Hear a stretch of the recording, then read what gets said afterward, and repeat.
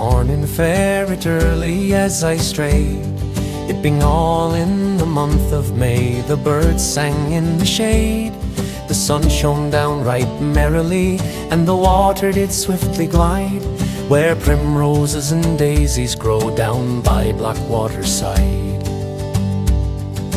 I had not gone but half a mile when there by chance I spied two lovers talking as they walked down by Blackwaterside.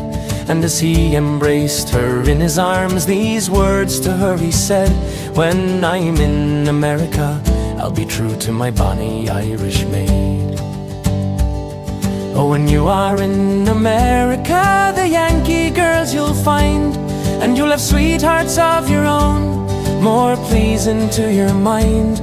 But do not forget the promises and the vows to me you made. Oh, stay at home and do not roam from your bonny Irish maid. Oh, when I'm in America, the Yankee girls I'll see, but they must be very pretty, love, to remind me of thee. For there's not a bird in yonder bush, nor a flower in yon green glade, but does remind me, love, of you, my bonny Irish maid.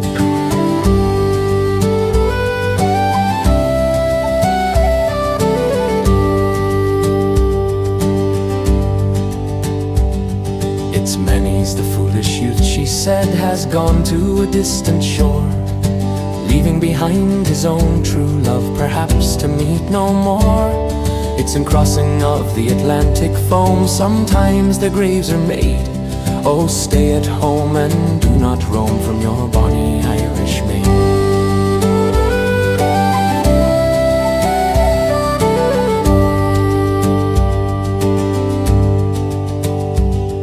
And so these two young lovers so fondly did embrace, like honey drops upon the dew, the tears ran down her face, saying, "There's not a day while you're away but I'll visit still these glades, until you do return again to your bonny Irish maid."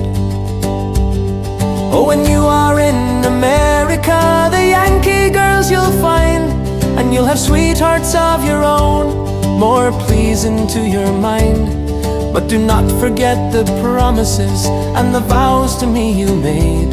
Oh, stay at home and do